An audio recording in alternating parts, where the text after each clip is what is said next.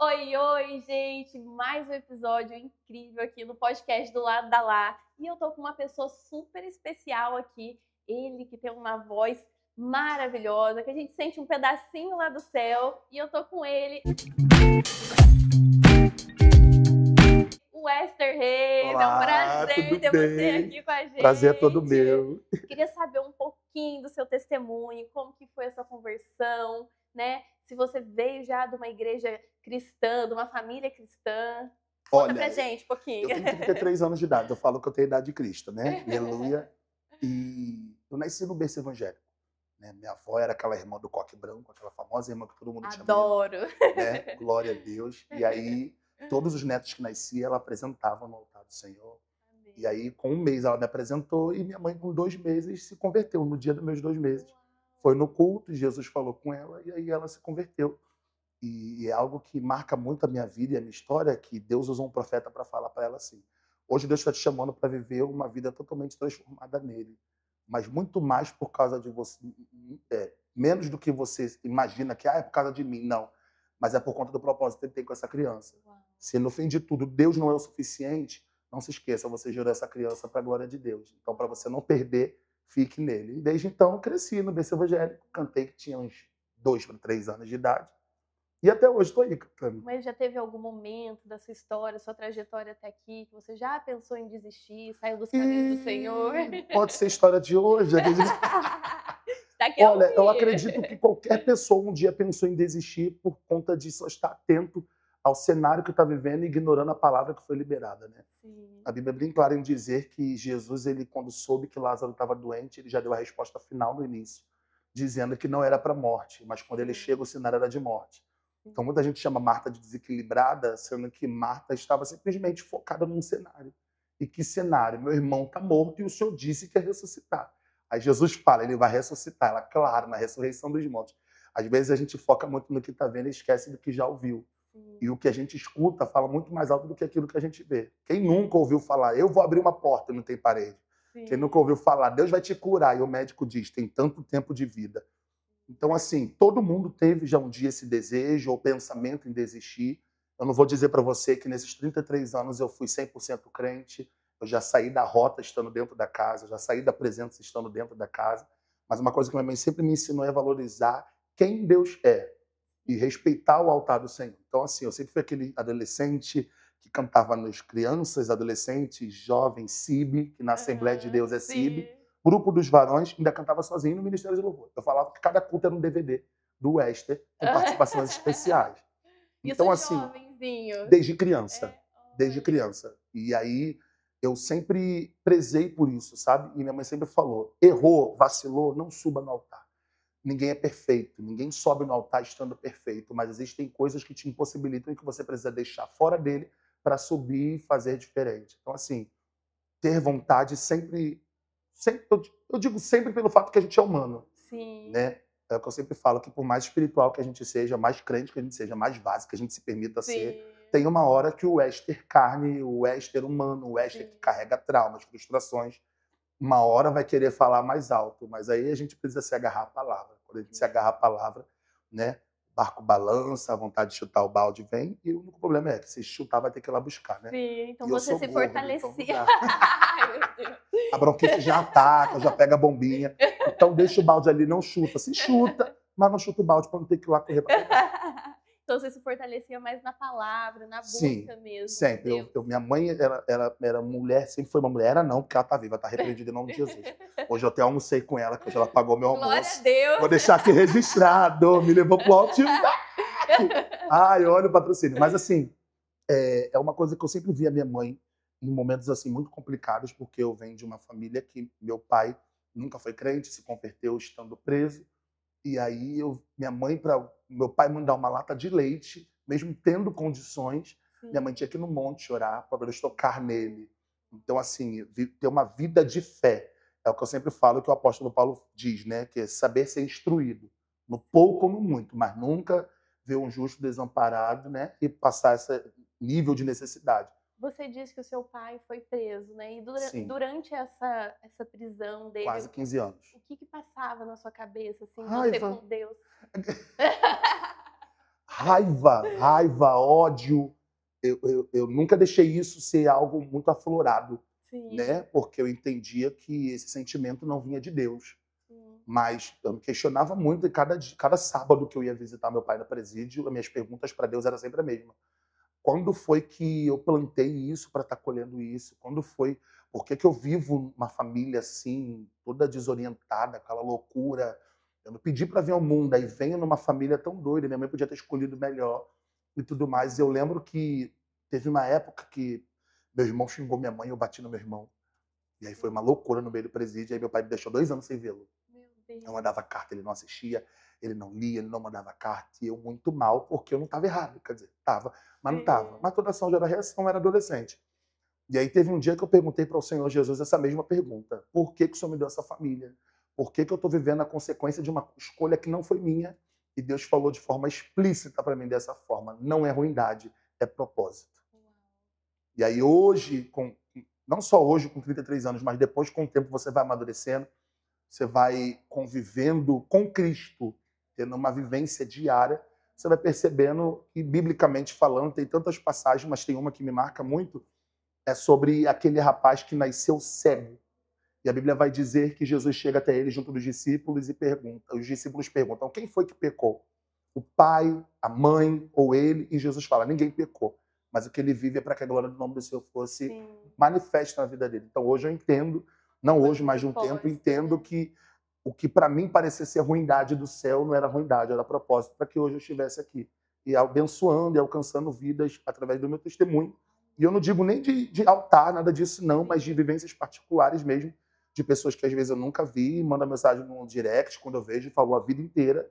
E graças a Deus eu passei por aquilo, né? Tem pessoas que vão viver de testemunhos alheios. Sim. E existem pessoas que vão viver de testemunhos próprios. E graças a Deus eu posso dizer que eu vivi bastante tempo do testemunho dos outros e hoje vivo do meu. Amém. E esses testemunhos, o que mais te marcou, assim, que você viveu com Deus, que foi um sobrenatural que te marcou, vai te marcar pro resto da vida? É uma coisa que você vai dormir e sempre lembra? Olha, eu acho que é muito complexo ou complicado você definir em toda uma história cheia de marcas. Sobrenatural, assim. É porque, um assim, são 33 anos de muitas marcas. Sim. Marcas da infância, marcas na adolescência, na juventude, hoje na fase adulta.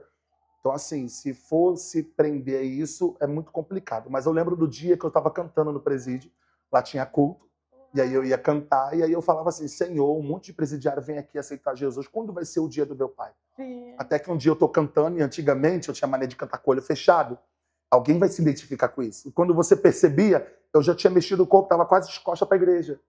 Aí quando eu voltei, aí o pastor lá da igreja, do presídio, falou assim, olha quem tá ali. Só que tinha um monte de homem em volta. Eu falei, mas um monte de presidiário. Sim. Aí ele abre espaço. Quando abrir era meu pai aceitando a Jesus. Então, assim, é muito bom você hoje... Meu pai, mesmo assim, depois de muitos anos, ainda continuou preso, depois que se converteu. Mas hoje, minha vivência com meu pai, meu diário com meu pai, muito obrigado por não ter desistido de mim. No dia que ele foi solto, eu fui o único filho que fui vê-lo. E aí ele falou, de todos os filhos que eu não esperava ver era você, porque o único crente era eu. Né? Hoje, graças a Deus, eu tenho um irmão que é evangélico, que é o mais velho, que era o que eu mais odiava, que era o que eu mais brigava, mas hoje é meu irmão, que eu amo demais, a gente se fala todo dia, que é o Wilton. E hoje ele está na igreja, mas assim, eu era o único filho crente, o único filho que procurava ter uma vida reta. Sim. E que era esculachado, era humilhado, recebia muitas palavras malditas de dentro de casa, que é o que eu sempre falo. O que as pessoas da rua falam não te interfere tanto porque não convive contigo, mas a pior coisa é quando a ferida vem de dentro. Sim. Né? Mas grato ao Senhor Jesus, porque aí ele falou assim, e hoje você vive e você veio, disso, né? Os teus traumas podiam ter te paralisado. E eu falei para ele, mas Deus manda honrar independente de quem o pai e a mãe seja. Sim. Então, assim, hoje eu vejo que eu tenho honra dentro da minha casa, da minha família, com a minha esposa, com as minhas filhas. Por quê? Porque eu honrei independente de, talvez, quem recebeu a honra não merecesse. Sim. Só que não é sobre merecer, é sobre a minha parte de fazer como filho. Então, assim, isso marcou a minha vida porque eu pude ver que Deus fez aquilo que Ele disse que faria e eu creio que Ele ainda vai fazer muito mais. Uau! E como é que é as suas inspirações para os louvores? Assim, como que você busca a intimidade com Deus nesses momentos? Eu sou uma pessoa que eu não tenho preocupação em cantar o que eu não vivo. E, de repente, isso vai ser uma loucura.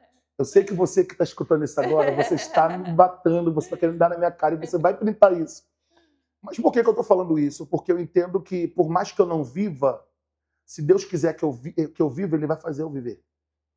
As pessoas têm uma mania muito feia de às vezes, falar. Existem coisas e momentos da nossa vida que primeiro Deus vai fazer na gente para depois fazer através da gente.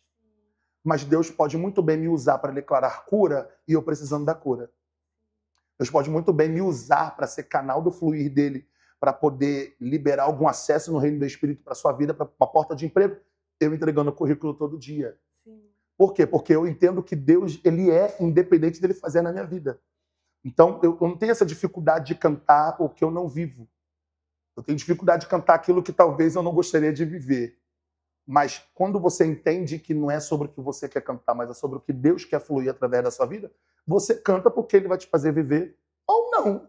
Mas alguém precisa ser, porque é o que eu sempre falo, tudo que Deus libera pra gente não é pra gente. Sim. É sempre por causa de alguém. Sim. Então, assim, eu procuro sempre estar sensível ao que Deus quer fluir através da minha vida.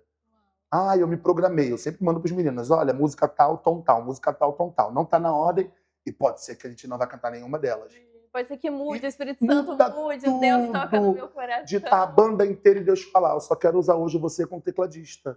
Sim. E a banda fica lá intercedendo, quando eu olhar, tá o baterista no chão jogado, tá o baixista. Porque a gente precisa ter essa sensibilidade, percepção. E aí, às vezes, a gente vem de um tempo hoje que a galera está muito preocupada com o movimento, não que eu tenha nada contra. Sim. Só que eu acredito que avivamento é muito mais do que um movimento. O que você se move no reino do Espírito não muda teu caráter, não muda quem você é. Você está sendo animador de plateia, você não está sendo um ministro. Verdade. Você está me entendendo? Então, assim, eu sempre peço ao Senhor. Eu fico desesperado hoje mesmo, subindo no altar, passando mal, com a barriga doendo, porque é uma responsabilidade. A gente está falando sobre vidas. E, assim, Deus me criou para gerar vida, né? Então, assim, eu sempre busco em Deus aquilo que Ele quer no momento. Por mais que tenha ensaiado, tenha feito tudo, mas na hora, gente, vamos ver o ambiente. Às vezes Deus quer uma inclinação para a cura da alma. Então, por que eu vou cantar movimento e tudo mais? Então, assim, eu procuro sempre... E como que você conseguiu esse discernimento do movimento de Deus nesses momentos? Olha, levando bastante na cara. Do próprio Deus. Por quê? Porque eu fui criado de uma criação, venho de uma criação que não precisa cantar bem, tem que ter unção.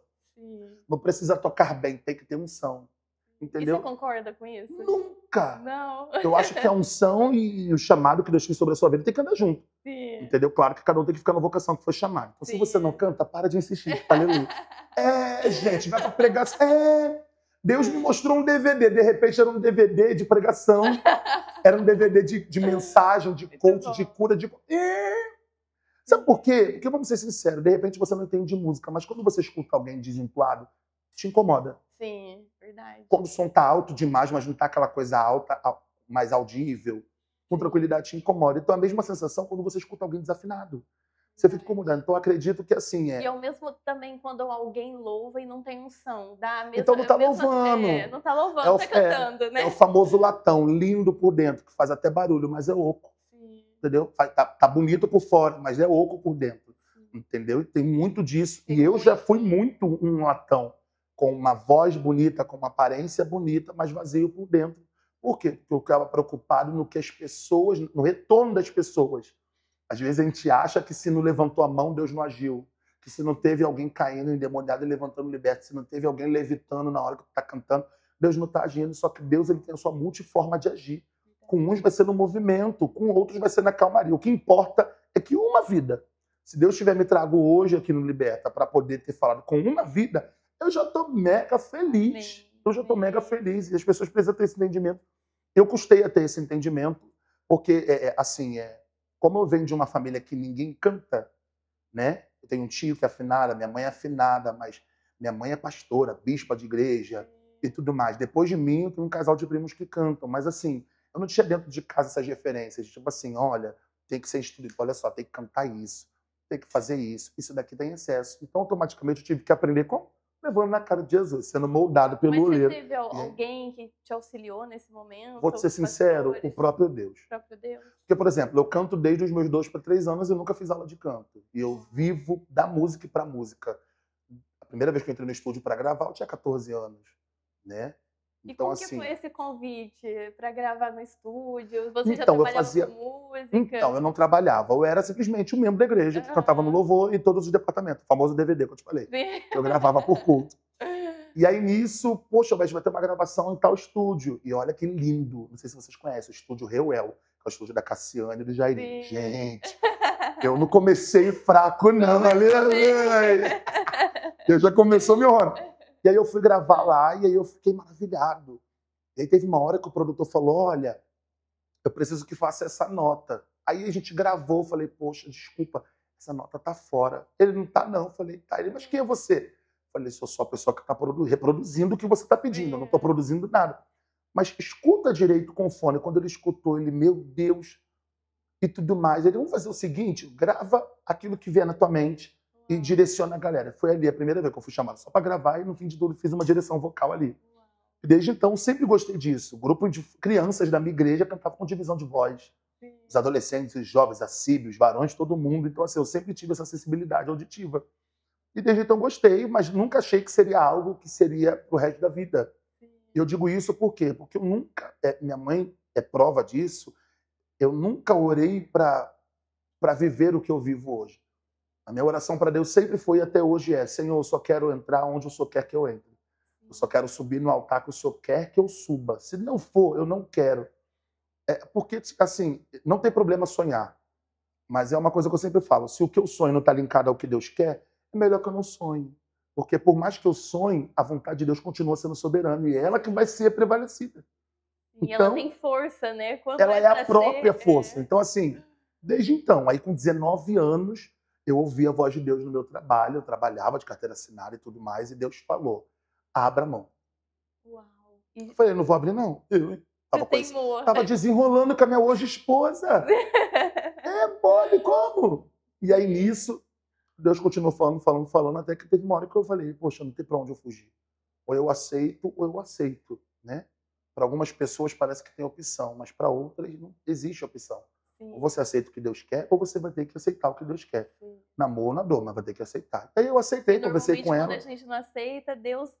graças a Deus ele não me matou, não me deixou sem perna, não me deixou aleijado, cego, nada disso, graças a Deus. Nem minha família.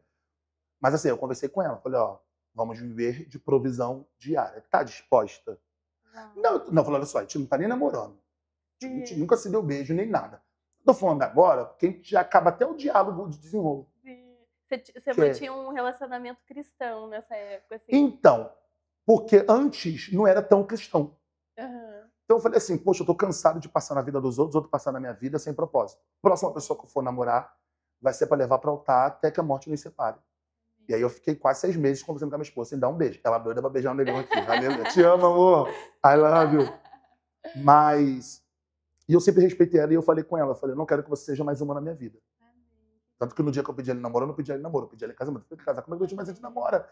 Não interessa, mas eu tenho certeza de quem você é pra mim e tudo mais. E aí, 1 ano, 8 meses, 1 ano e 9 meses, nós namoramos, noivamos e casamos. Fora os 5 meses que a gente ficou conversando. Você falou que você viveu um mundo profético, que a sua mãe ia para monte. Então você viveu do... Sou cria do monte. Hoje eu tô meio... Desculpa, sem vergonha.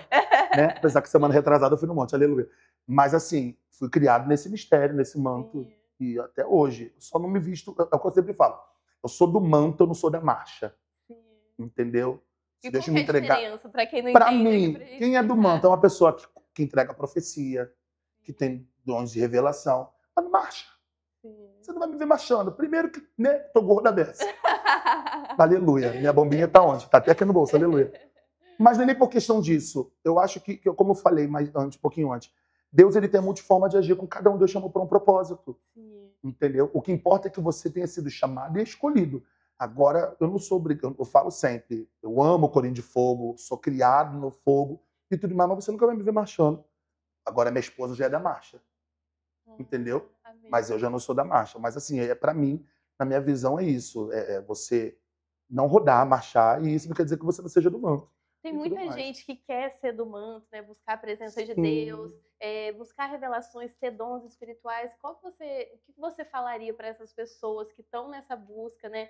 Ah, fala que nem hoje eu vejo o Esther cantando, nossa, meu sonho é louvar igual ele, meu sonho é pregar igual um pregador. Qual que seria o conselho que você daria para essas pessoas que estão na busca para esse mover na vida delas? Vai com calma. É porque as pessoas almejam muito certas coisas, mas não têm noção do que acontece nos bastidores. Você tá me entendendo? Essa madrugada, o dia estava quase clareando, eu estava começando a clarear, eu estava acordado, porque eu estava percebendo uma guerra no reino do espírito. Você tá me entendendo? Então as pessoas acham que é só pegar o microfone e ministrar ali 40 minutos, uma hora, ou pregar, ou fazer uma oração. Não. É muito além. O que você faz no altar é a extensão do que primeiro que você vive dentro de casa. Sim. Entendeu? Então, assim, vai ter dia que você vai ter que subir no altar com a tua filha indo para emergência. Tá disponível? Sim. Entendeu? Já teve dia de eu estar ministrando e Deus me usar de uma forma tão explícita no culto, de eu falar assim, Jesus, guarda a minha casa. E naquele momento a minha esposa estava me ligando e o telefone estava lá no banco, eu não estava vendo. E eu falei assim, e aí quando eu peguei o telefone da minha esposa, a saturação da nossa filha mais velha está 70. Vou levá-la para o hospital. E Deus falou, não é humano, é espiritual. Manda ela pegar o óleo ungido e orar pela sua filha e repreender.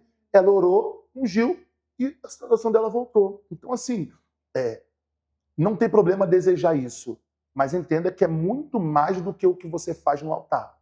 O que você faz no altar é consequência. Sim. E nem todo mundo Deus vai chamar para altar. Sim, é Né? verdade. Tem gente que vai ser diácono pro resto da vida.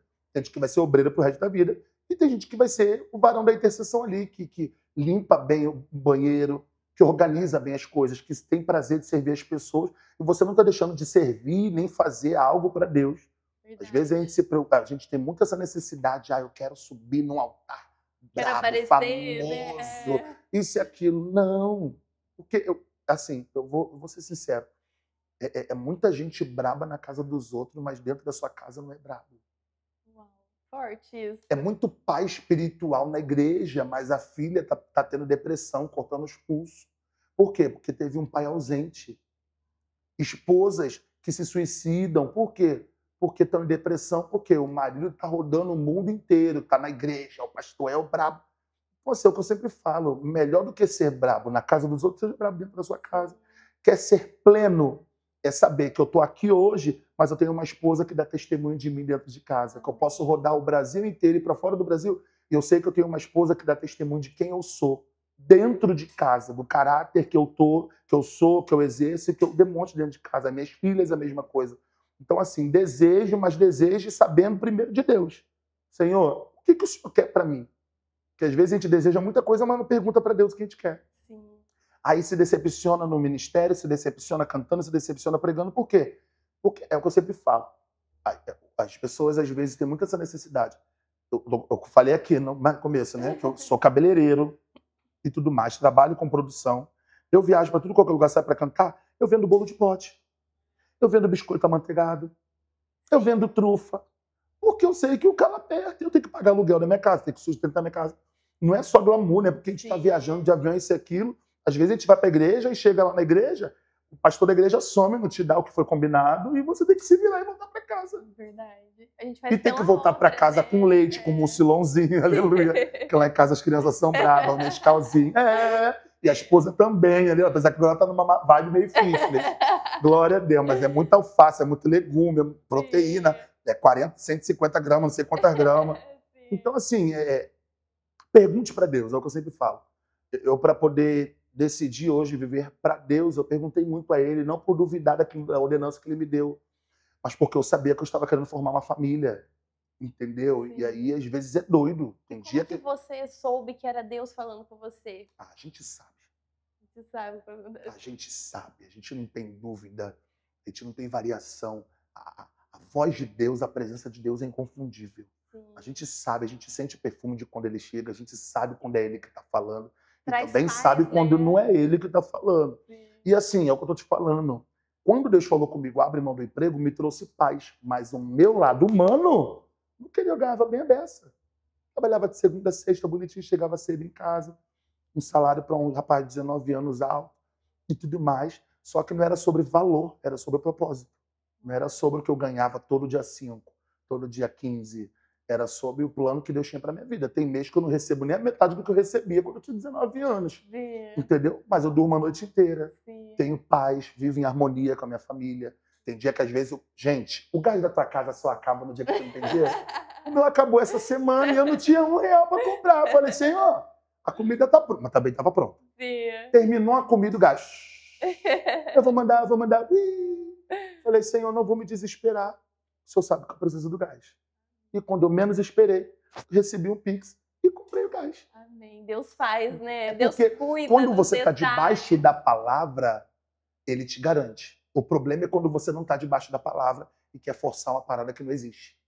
Por isso que eu sempre falo, vai ter pessoas que vão ser muito bem-sucedidas na sua igreja, na sua vizinhança, e todo dia vai ter que trabalhar de carteira assinada. E isso não é problema. Sim. O problema é você estar forçando passar por uma porta que não é sua. É o que um amigo meu fala, pastor Gabriel Borges, não força a porta para não estragar a maçaneta. E tem gente forçando, querendo estar num lugar que Deus não chamou para estar. E aí vive as consequências. Aí quando passa o primeiro vento, não aguenta, aí fala que é o diabo lá na cantina comendo salgado, não estava nem perto da pessoa na hora. Maravilhoso. Gente, eu falo muito, aleluia. E o Esther, como que você concilia, né, a sua agenda de show, de apresentação, e com a família, os filhos? Conta um pouquinho pra gente. Olha, filhos, no plural, que coisa séria. Dá até um peso aquele lado direito. Olha, é muito tranquilo, porque graças a Deus eu tenho uma família que, muito mais do que entende o chamado de Deus na minha vida, aceitou. Que é o que eu falo, que quando eu viajo, quando eu vou, eu não estou indo o Esther, eu estou indo a família Reis. Sim. A minha esposa está indo comigo, as minhas filhas estão indo comigo e tudo mais. E isso é algo muito primordial. Então, assim, tem semana que tá bombada. Tem semana que eu fico a semana inteira em casa. Então, assim, eu tenho sempre esse equilíbrio. Tem mês que é um pouco mais intenso de agenda.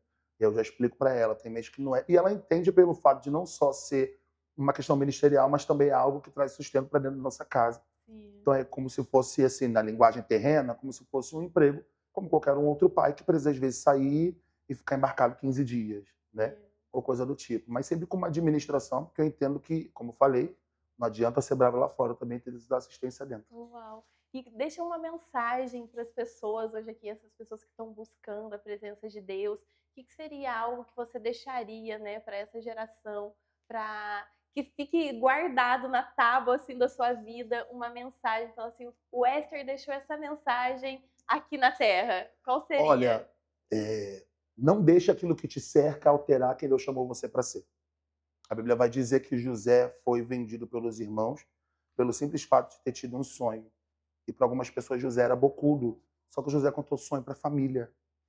E às vezes a gente acha que a família sempre vai estar nos apoiando e nem sempre a família vai estar apoiando.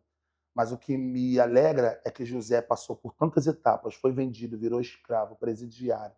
Depois virou lá o administrador da casa de Potifar. Depois foi caluniado. Passou por tudo isso. E a Bíblia vai dizer sempre: e Deus estava com José.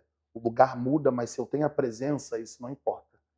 Então não deixe com que a realidade que te cerque altere quem Deus chamou você para ser. Continue buscando, continue de verdade diante de Deus. Não busque esperando algo em troca, porque o principal Deus já te deu, que é fôlego de vida.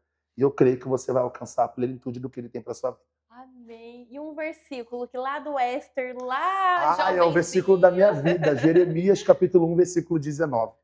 Pelejarão contra ti, mas não prevalecerão contra ti, porque eu sou contigo, diz o Senhor, para te livrar. Amém. Esther, muito obrigada pela presença aqui no nosso podcast, dividir um pouquinho da sua história. Amém. Que é muito edificante, muito transformador. Que Deus possa te abençoar cada dia mais te inspirar mais louvores para poder estar louvando pra gente com essa voz maravilhosa e cheia da unção de Deus, viu? Muito obrigada por estar aqui com a gente. Amém. Viu? E, gente, curtam, compartilhem, manda pra amiga. Me sigam. Sigam ele. O Esther Reis Oficial, tudo. TikTok, só não tem o X, né, que agora é chique. TikTok. Deixa tudo aí, Instagram, canal do YouTube. Tudo, o Esther Reis Oficial. Vai ver minha cara gorda lá. No YouTube tem também, né? O Esther Reis, lancei uma música em dezembro. E agora, em junho, tem Spotify nas plataformas. Olha, raio pra cima, meu. Só botar lá o Esther Reis que tu vai encontrar lá. Coisa séria. Deus abençoe. Amém. E, gente, curtam aqui também, compartilhe, ativa o sininho para não perder nenhum episódio. E tem vários testemunhos como esse, edificadores, viu? Grande beijo, Deus abençoe. Amém.